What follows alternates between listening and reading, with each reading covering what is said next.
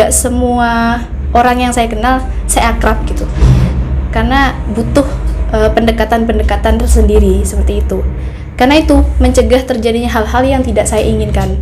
Kita boleh jadi wanita karir, kita boleh jadi perempuan hebat di mana-mana, boleh jadi pembicara di mana-mana. Tapi satu, kita jangan lupa kodrat perempuan apa sih? Jangan sampai berlebihan. Ya, yang sekiranya tidak boleh perempuan, maka itu harus dibilang. Tapi pembicara pertama ini kita perempuan ya. Ya, Baica kegiatannya sibuk apa hari ini? Kalau hari ini masih sibuk kuliah daring pastinya. Iya, dan corona juga, ya. Iya, dan pasti juga organisasi. Iya. Kira-kira organisasi apa yang diikuti? Ekstra kampus atau intra kampus? Ekstra dan intra juga sama-sama ada. Kalau dari ekstra ada IPPNU, saya ikut IPPNU, dan untuk di kampus ada beberapa intra organisasi kampus yang saya ikuti gitu. Oh iya, berarti memang kental sekali ya pemahamannya perihal organisasi, terus apalagi fokus pada perempuannya, ya. Betul. Asli Pamekasan kan ya? Iya. Iya, berarti memang ruang lingkupnya sudah sangat pengalaman sekali kalau berbicara Madura. Kalau spesifikasinya Pamekasan gitu ya. Nah, hari ini Baica kita akan berbincang-bincang santai lah perihal perempuan. Ya.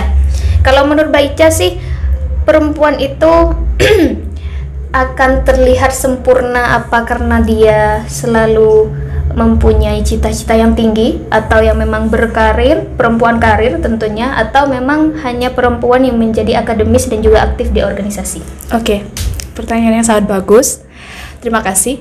Perempuan yang hebat, perempuan yang cantik, itu juga bukan cuma sekedar cantik di luar ya. Oh iya, Inner beauty gitu juga, ya? iya, lahir batin. Perempuan yang hebat bukan dia yang cuma aktif di akademisi, bukan, dan juga bukan dia yang aktif di non akademisi, tapi bagaimana perempuan itu bisa menyeimbangkan, bisa menyelaraskan antara non akademisi dan akademisinya gitu. Oh iya, berarti ada pembagian waktu yang sangat maksimal di sana. Benar. Ya. Harus bisa memanage waktu sebaik mungkin gitu sebagai perempuan kayak gitu. Kalau dari Baica sendiri, kira-kira yang memotivasi untuk Baica untuk selalu aktif di akademis terus di non akademis itu apa sih? Apa dukungan orang tua atau memang ada faktor-faktor tertentu di sana? Oke. Yang pertama sih dukungan orang tua pasti, Ya, karena pasti saya kalau misalkan orang tua nggak setuju, saya nggak bakal jalan gitu. Oh iya. Orang tua setuju, keluarga setuju, saya jalan lampu hijau. Yang kedua pasti keinginan ikut organisasi itu apa, tujuannya apa, harapan saya ikut organisasi apa. Kebanyakan saya ikut organisasi itu apa ya, bukan untuk saya ikut ini biar saya dapat ini, enggak, tapi saya ikut ini biar saya bisa memberikan ini gitu. Iya. Kira-kira untuk sampai saat ini kontribusi Baica sendiri baik di luar kampus atau di kampus, ya minimal lah kontribusi, kalau organisasi terkecil dan keluarga, minimal lah kontribusi untuk keluarga atau beberapa teman-teman organisasi baik itu di dalam kampus atau di luar kampus. Itu apa kontribusinya? Kontribusi yang disiapkan maksudnya? Yang disiapkan itu pastinya kesiapan secara, kalau di ilmu psikologi itu secara psikisnya juga, secara mentalnya juga kayak gitu. Iya. Karena organisasi bukan hanya berjalan, kita punya planning, organisasi itu pasti punya plan A dan plan B, pasti punya planning. Bukan hanya kita menjalankan planning, tapi bagaimana kita siap akan planning tersebut, kita siap untuk menjalankan planning tersebut. Iya, berarti memang banyak plan sudah ya. Dan pastinya itu butuh kesiapan mental, kesiapan lahir batin, kesiapan psikis dan lain sebagainya. Tapi akses juga kan? Yes. Iya. Nah, terus kemudian hari ini ya, kalau menurut Baica itu perempuan hari ini memang sudah aktif di berbagai ranah, ya. Betul. Di ranah sosial sudah aktif, ranah politik sudah ada yang banyak juga sekali aktif. memang. Ya, Ya. apalagi sudah di ranah budaya itu sudah ada. Tapi Iya. mungkin ada yang bisa mempertahankan budaya, ada yang tidak. Menurut Baica hari ini itu perempuan yang menjadi kelemahan perempuan hari ini itu apa? Apakah dari dulu sampai sekarang nggak berubah? Apa memang ada peningkatan? Oke.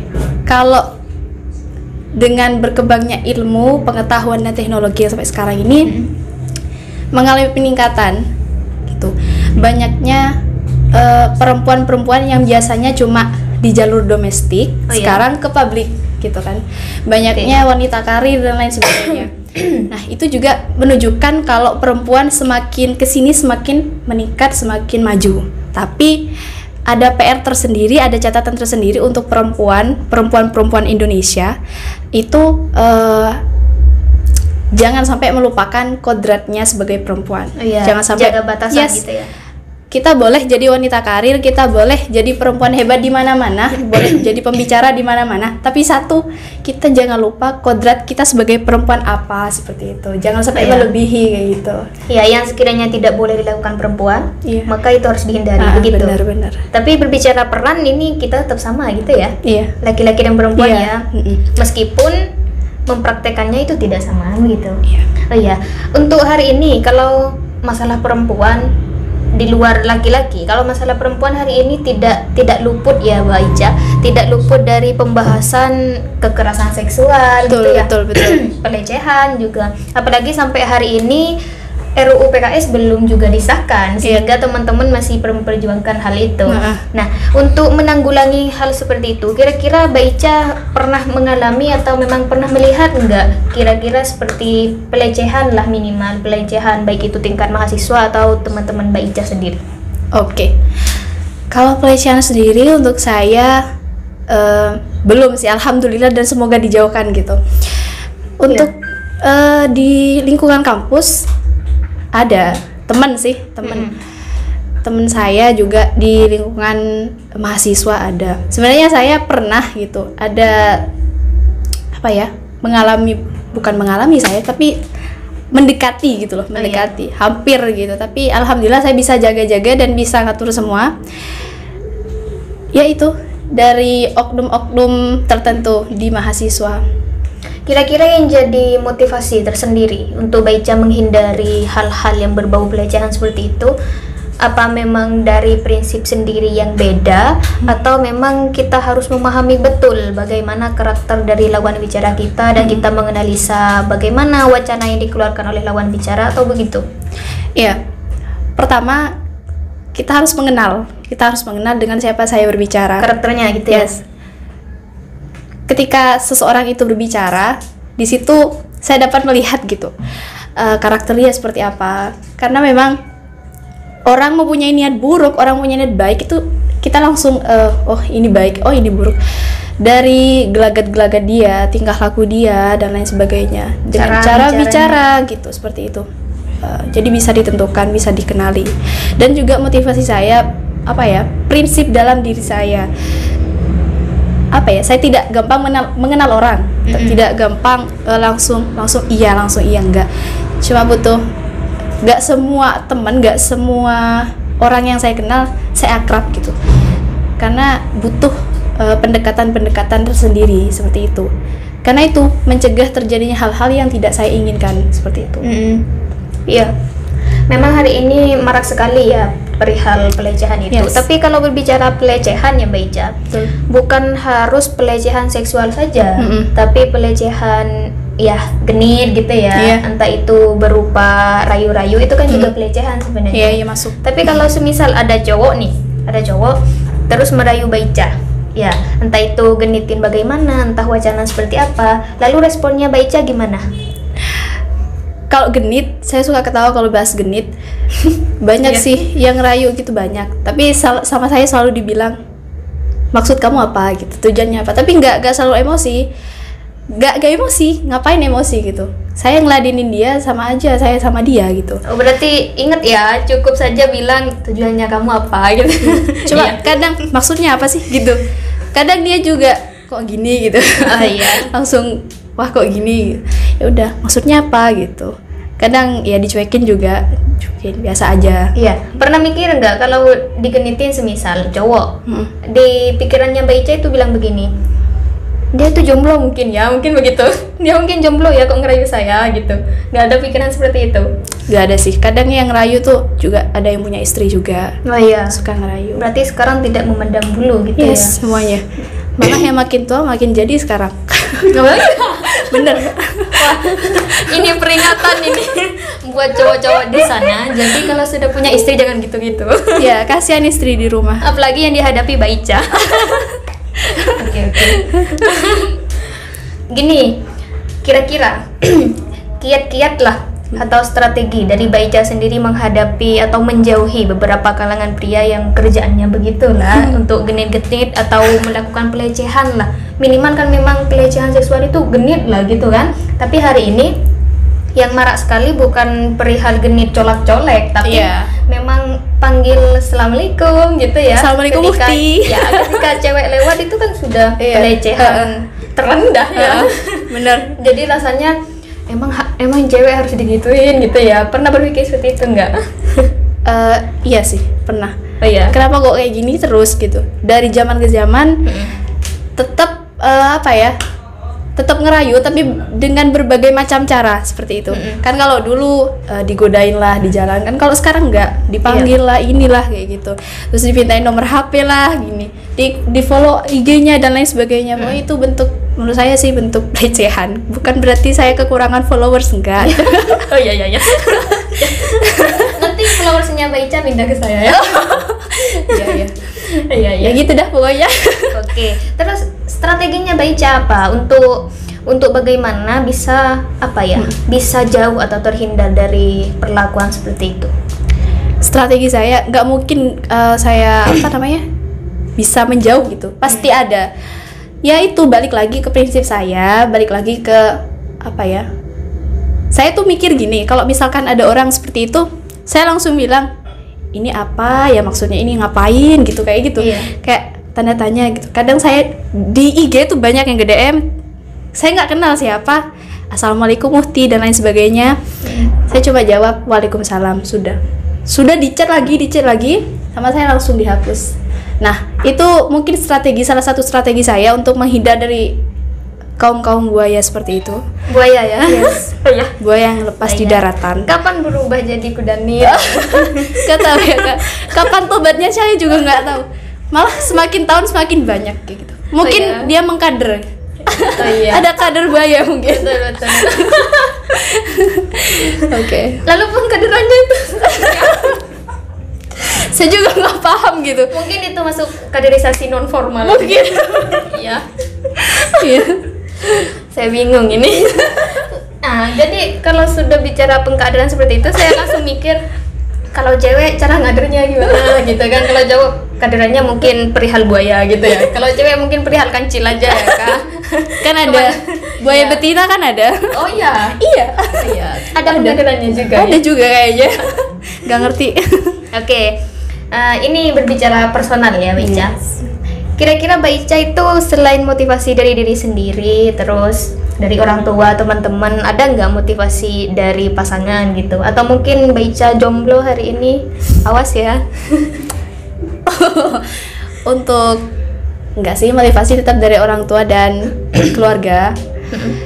Untuk pasangan, saya masih fokus kuliah dulu dan nggak mau ya punya kayak gitulah, terikat dengan suatu hubungan kayak gitu. Nggak apa-apa lah kita misalkan ada yang deketin saya, nggak apa-apa, tapi asalkan jangan ngerayu. Saya nggak bakalan mempan dirayu kayak gitu, karena memang di otak saya kalau dirayu tuh kosong gitu. Dan, kosong? Yes. Kosongnya itu gimana? No comment atau gimana sih? Saya no comment dan nggak, cuma mau bilang aja ini mau ngapain. Kadang kadang orang ini gila apa gimana, kadang saya gitu.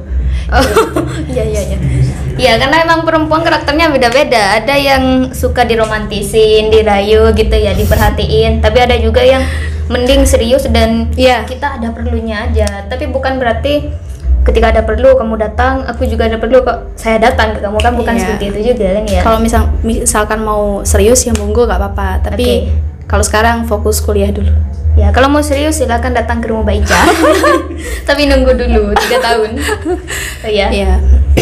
Berarti memang hari ini tidak ada support tertentu atau support khusus lah dari pasangan gitu ya. Jadi masih keluarga, teman-teman gitu ya. Lalu kira-kira pesan Baica buat kalangan perempuan hari ini apa kira-kira? Oke. Untuk perempuan-perempuan hebat di Indonesia, khususnya di Pamekasan, jadilah diri sendiri, jadilah nama kamu sendiri. Jangan bangga kamu disanjung-sanjung, jangan bangga. Karena kebanyakan yang disanjung itu langsung meleleh gitu. Yes, langsung meleleh terus kita nggak tahu ngapa-ngapain gitu. Kayak nge-fly gitu kalau di Iya. Sanjung kayak gitu. Perempuan hebat itu bukan berarti kamu yang cantik di luar, bukan yang berarti lipstik kamu nomor apa, merek apa, enggak. Tapi bagaimana kamu bisa menginspirasi perempuan-perempuan hebat, perempuan-perempuan di luar sana, memotivasi untuk tetap maju dan terus progresif kayak gitu. Ini pertanyaan terakhir ya, Mbak Iya. ya. Kira-kira siapa salah satu tokoh perempuan, entah itu lokal atau di luar Indonesia, yang sangat dikagumi oleh Beca? Oke. Nggak mungkin saya kan ya? Nggak apa-apa dong. Terinspirasi kan nggak apa-apa gitu. Oke. Yang sangat saya idolakan itu sebenarnya R.A. Kartini. Oke, berarti memang sangat paham betul sejarahnya gitu ya. Yes, karena memang menginspirasi perempuan-perempuan muda di Indonesia khususnya, bahkan ke mancanegara. R.A. Kartini itu sangat memberikan aura positif Betul. ke perempuan-perempuan yang ada di seluruh dunia, bahkan auranya itu terpancar gitu. Jadi R.A. Kartini itu membuat saya di kamar itu ada foto beliau gitu. Kadang kalau misalkan kadang perempuan tuh suka lemah, suka nangis sendiri. Saya lihat foto beliau gak jadi nangis gitu, nggak tahu kenapa, auranya memang sangat positif seperti itu. Jadi kalau tokoh perempuan yang masih hidup, yang kira-kira Mbak Ica bisa membuat Mbak Ica itu termotivasi, siapa hari ini? Ada salah satu mantan Menteri Perikanan dan Kelautan, Susi. Ibu Susi. Oh iya. Ibu Susi Pujiastuti. Berarti suka ikan. Ya. Makan ikan ini. Ya terus. Ya, saya suka sekali dengan beliau. Saya sangat mengidolakan beliau. Kenapa? Karena Susi sosok yang seperti apa ya, buat Mbak Ica? menurut saya Ibu Susi, salam takdim Bu Susi. Iya. Menurut saya Ibu Susi itu bukan hanya apa ya, dengan kekuatan Bu Susi sebagai wanita seperti itu, dia bisa menaklukkan berbagai macam problem yang ada seperti itu. Jadi anggaplah bisa dikatakan sebagai wanita yang gagah. Jadi nggak lemah. Jadi nggak semua wanita itu lemah, nggak semua wanita itu nggak bisa gitu. Dari Bu Susi saya belajar bahwa perempuan juga bisa, perempuan juga harus bisa kayak gitu. Dan perempuan juga harus berproses, harus berprogres, dan harus tetap maju seperti itu. Mungkin itu. Iya, kalau karakternya Bu Susi memang begitu ya. Iya. Iya, kayak lebih semangatnya itu lebih seperti laki-laki kan begitu. Iya. Tapi kalau kita bandingkan dengan yang sama menteri juga seangkatan dengan Bu Susi, bukan seangkatan sih, berbarengan periode begitu maksudnya. Seperti Hovifah Indar Parawansa. Iya. Nah, itu juga menteri sosial. Iya. Nah, kira-kira dari dua-duanya ini kan tokoh yang sama-sama jadi menteri dan perlu dicontoh begitu ya. Nah, yang menjadi titik tekannya yang paling menonjol dari dua-duanya sehingga Mbak Ica memilih Susi itu kenapa? Oke, kalau saya sih dengan kepribadian Bu Hovifah yang lemah lembut mungkin. Oke. Lemah lembut, tapi juga tegas beliau. Iya. Dan Bu Susi, saya lebih suka apa ya? Bu Susi kan lebih Sigapnya gitu. sigap, terus langsung action ke bawah, langsung terjun ke lapangan langsung. terjun ke laut gitu. Itu enggak langsung Gimana? langsung ninjau langsung. Kalau terjun ke laut kelelep, Mbak. Ya, Iya. jadi saya lebih suka seperti itu gitu. Soalnya menteri kelautan tapi Iya. terjun. Iya. Oke, jadi pesan terakhir hari ini, jadi kalau menurut Mbak Ica itu kita harus menjadi diri sendiri ya. Betul. Jadi setiap keyakinan itu harus berdasarkan hati. Jadi perempuan itu harus baik lahir batin. Betul. Jadi kita harus kuat mental, kita juga menjaga batasan, tapi kita juga tidak harus menjaga batasan seperti hal-hal yang positif kalau kita semisal diskusi. Karena terlalu menjaga batasan, kita tidak berani untuk mengeluarkan beberapa argumentasi yang kita punya. Nah, jadi tetap pantau channel podcast mahasiswa.